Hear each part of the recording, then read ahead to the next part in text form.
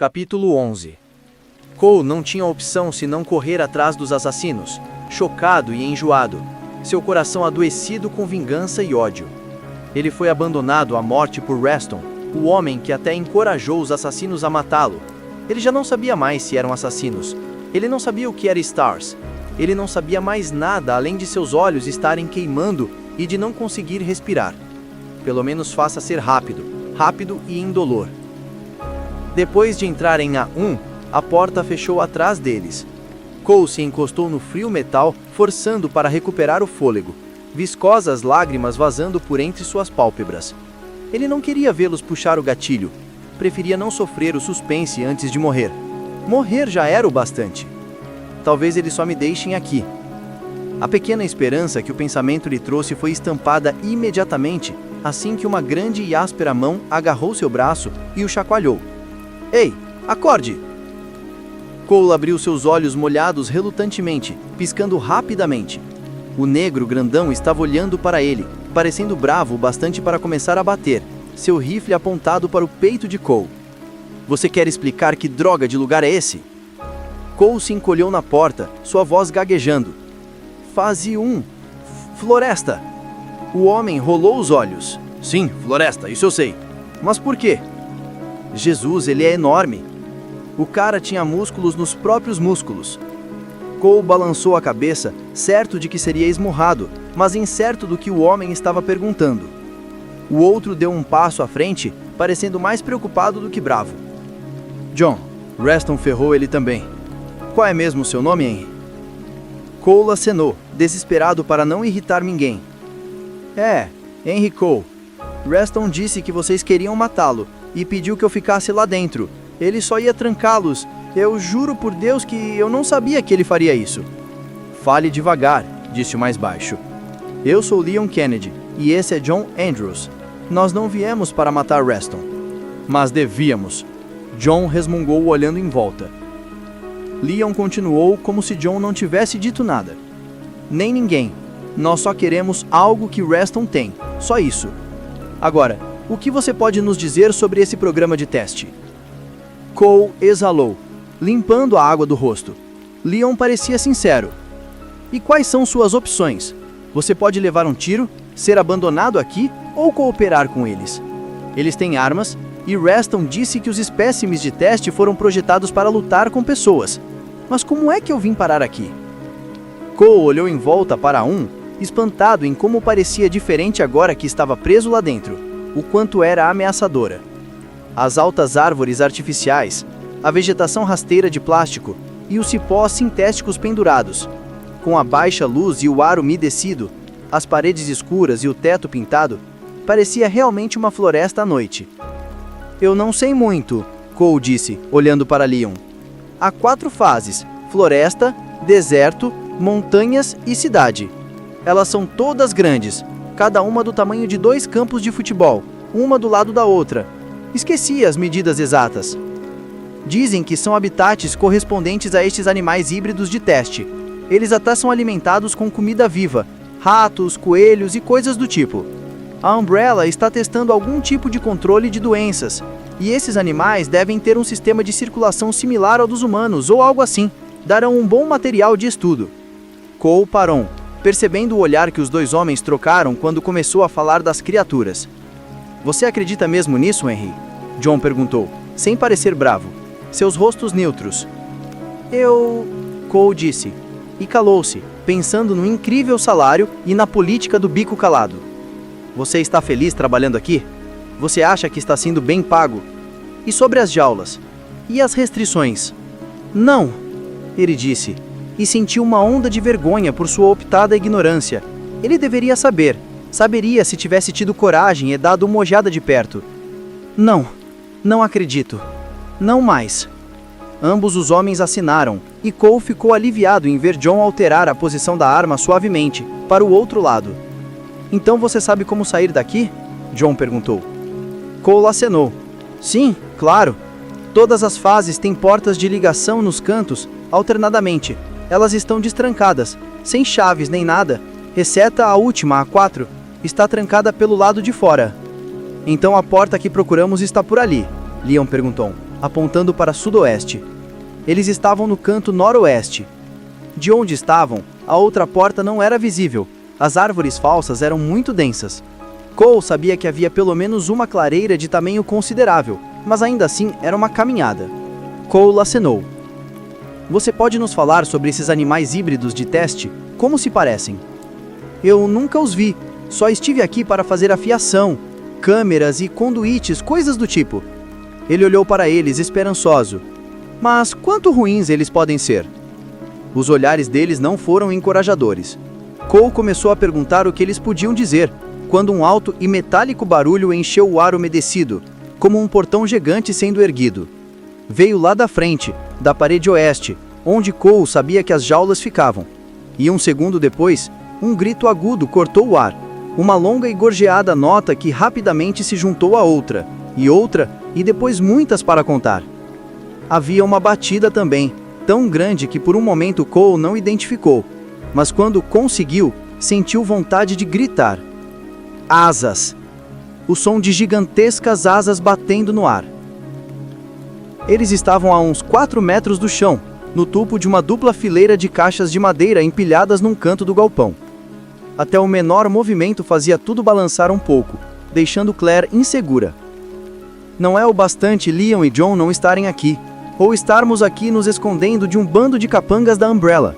Não, nós temos que ficar presos no Monte Precário, num Dark Geladeira. Se um espirrar muito forte, todos vão pro chão. Que porcaria! Ela sussurrou, tanto para quebrar o silêncio quanto para respirar. O som do helicóptero tinha parado e ainda não ouviram nada do lado de fora. Ela se surpreendeu ao sentir o corpo de Rebecca tremer ao seu lado e ouvir um riso abafado. A jovem bioquímica estava tentando suprimi-lo e não estava sendo fácil. Ela sorriu prazerosamente. Alguns segundos passaram e Rebecca falou: você está certa. E depois estavam as duas rindo. As caixas balançaram gentilmente. Por favor, disse David, suando irritado. Ele estava em cima da segunda fileira de caixas, do outro lado de Rebecca. Claire e Rebecca pararam, e outra vez um silêncio de espera caiu sobre eles.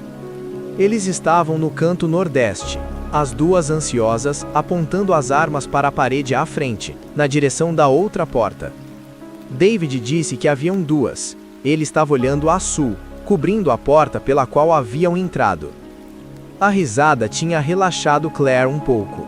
Ainda estava com frio, ainda preocupada com Leon e John, apesar da situação deles não ser tão terrível. Ruim, claro, mas já esteve em piores. Em Raccoon, eu estava por minha conta. Tinha Sherry para cuidar, tínhamos Mr. X na nossa cola, tínhamos um monte de zumbis para atrapalhar e estávamos totalmente perdidas. Pelo menos agora eu sei com que estou lidando. Até um exército não é tão ruim quanto não saber o que é lá fora, um barulho. Alguém estava puxando a porta que ela e Rebecca cobriam. Um rápido puxão e depois silêncio de novo, exceto por Claire ter achado ouvir passos lá fora. Estão checando as portas. E se a ideia de David não foi convincente ou decidiram olhar de perto? Pelo menos David as cobria. Ele era incrível, frio e eficiente, e pensava rápido como jamais viu. É como se ele soubesse o que fazer, instantaneamente, seja qual for a situação. Mesmo agora, David havia dito que provavelmente estavam fazendo uma varredura, começando por um lado ou outro, verificando cada prédio em equipes. Estratégia militar? Sem brincadeira. Claire pensou no que ele disse de novo. Era um plano e não uma lista de "e se?". Ainda assim, era um alívio ter algo para se concentrar. Se um só time entrar, 3 ou menos, nós ficamos quietos e imóveis até eles saírem. Aí corremos para a porta a qual entremos e esperamos. Quando os ouvirmos do outro lado, sairemos e correremos para a cerca. Se eles entrarem e nos virem, nós atiramos. Pegaremos um por um enquanto passarem pela porta. Descemos das caixas e corremos. Se houverem 2 ou mais equipes, esperaremos até David jogar a granada para depois atirar. Mesmo que se eles tiverem visão noturna, a granada os cegarão. Se eles retornarem fogo, nós descemos das caixas e as usamos como cobertura. As outras opções desapareceram quando ela ouviu a outra porta ser chacoalhada e depois chutada. Tunk! A porta abriu violentamente. Um retângulo de luz pálida surgiu na escuridão. Um brilhante raio de lanterna cortou o escuro incidindo numa parede de caixas, depois virando para a porta. Um suave clique e depois um baixo xingamento. O quê? Uma voz diferente também sussurrou. Não tem luz. Uma pausa, e depois... Bom, vamos. Eles provavelmente estão no outro. Eles não passaram por essa porta. Graças a Deus. É hora de ir, David. Os dois vão vasculhar, mas não suspeitaram de nada. Um segundo feixe de luz apareceu, e Claire podia ver as vagas silhuetas humanas por trás das fortes luzes, ambos homens pela voz. Eles começaram a andar, os feixes dançando sobre as pilhas de caixas. Fique quieta, não se mova, espere. Claire fechou os olhos, não querendo que nenhum dos homens se sentisse observado. Ela ouviu uma vez que esse era um truque para se esconder, não olhar. O sul é meu, uma das vozes suspirou e ela imaginou se eles sabiam como o som era bem conduzido no espaço aberto. Podemos ouvir, seus babacas. Um pensamento engraçado, mas ela estava com medo. Pelo menos os zumbis não tinham armas. As luzes se dividiram, uma indo para longe dos dois e a outra em sua direção. A luz ficou baixa, pelo menos. Seja lá quem estivesse segurando não imaginava que pessoas podiam subir em caixas. Para mim está bem. Apenas andem logo e saiam daqui. Deixe-nos sair sem ter que lutar. David disse que voltariam para John e Leon quando a Umbrella for embora. Ele disse que provavelmente deixariam 1 ou 2 guardas e que pegar um guarda seria mais fácil que um time inteiro. E uma luz estava brilhando no rosto de Claire, o fascinante feixe de luz acertando seus olhos. Ei! Um surpreso grito veio lá de baixo e então... Bah! Um tiro foi dado e ouviu tanto quanto sentiu algo ceder sob ela, enquanto Rebecca ofegou, enquanto a torre de caixas inclinou para trás. Claire foi de costas à parede, agarrou a caixa a qual estavam deitados, um coral de gritos vindo lá de fora, a laranja explosão de fogo vindo da arma de David, e com um tremor, todas as caixas vieram abaixo, e Claire mergulhou na escuridão. Quando ouviu os prováveis bater de asas e os berros, John sentiu sua pele congelar. Ele não gostava de pássaros, nunca gostou. E dar de cara com um bando de pássaros da Umbrella, numa estéril e surreal floresta, ora bolas, disse ele, e levantou a M16, apertando o apoio de plástico forte entre o braço. Leon também apontava para o alto, o teto pintado de azul noturno a pelo menos uns 4 metros acima das árvores mais altas. As árvores variavam de 3 a talvez 10 metros de altura, e bem lá no alto, John viu que haviam galhos de pousar implantados, cada um largo como uma bola de basquete. Esses pássaros devem ter pés malditamente grandes para precisarem daquilo para pousar. Pterodáctilo só pode, Cole sussurrou, Dax. Você tá brincando, John exalou, e pelo canto do olho, pôde ver o magro funcionário da Umbrella acenar. Não os de verdade, talvez, é só um apelido que eu ouvi. Cole soa certamente aterrorizado. Vamos para tal porta, Leon disse, já indo para a falsa e escura floresta. Amém. John foi atrás dele, 3, 4 metros, tentando olhar para cima e onde pisar ao mesmo tempo. Ele tropeçou quase que imediatamente, sua bota chutando uma pedra moldada em plástico e mal conseguiu evitar a queda. Isso não vai funcionar. Cole, Henry! John olhou para trás e viu que Cole ainda estava grudado na porta, seu pálido face voltado para o céu. Teto! Droga! Leon parou e esperou, olhando para os galhos acima. Estou te cobrindo, ele disse. John voltou, bravo, frustrado e seriamente desconfortável. Era uma situação difícil. David e as garotas poderiam muito bem estar lutando por suas vidas na superfície, e ele não ia desperdiçar seu tempo mimando um medroso da Umbrella. Mesmo assim, não podiam deixá-lo para trás, não sem ao menos fazer uma força. Henry! Ei, Cole! John tocou o braço dele, e Cole finalmente olhou para ele, seus amenos olhos bancários cheios de medo. John suspirou, sentindo um pouco de pena.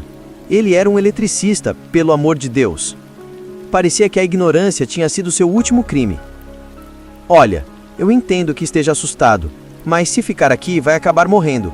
Leon e eu já cruzamos com uns bichinhos da Umbrella antes. Sua melhor opção é vir conosco. E além do mais, nós podemos usar sua ajuda. Você sabe mais sobre este lugar do que nós, certo? Cole acenou tremendo. Tá bom, desculpe. Eu só... estou com medo. Junte-se ao clube. Pássaros me dão arrepios. A parte de voar é legal, mas eles são tão estranhos. Aqueles olhos saltados e pés enrugados. Você já viu um abutre? Ele tem cabeça de testículos.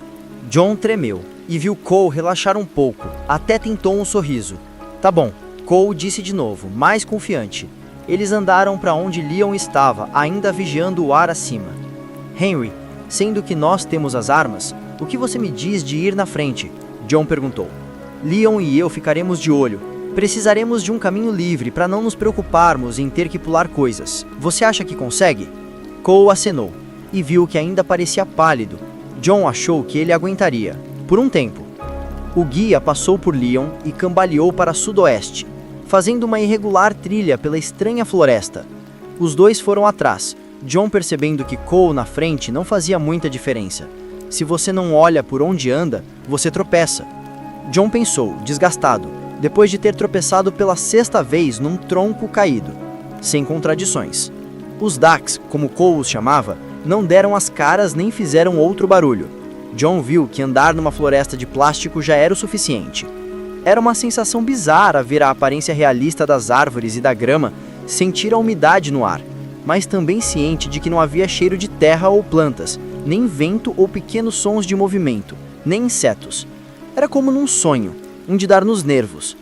John ainda se equilibrava, seu olhar fixado no emaranhado de galhos acima, até que Cole parou. Nós estamos...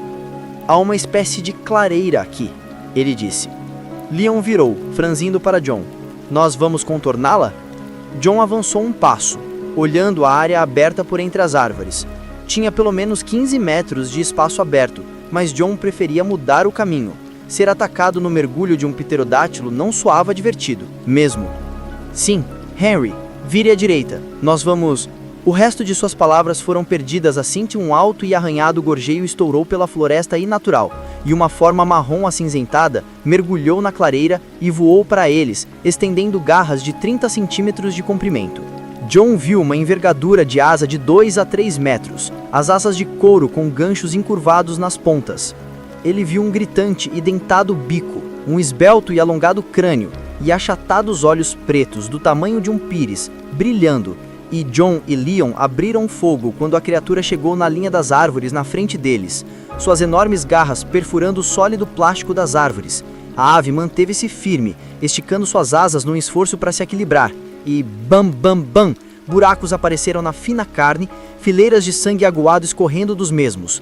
O animal gritou, tão perto que John não conseguiu ouvir os tiros, nada além daquele trêmulo e intenso berro.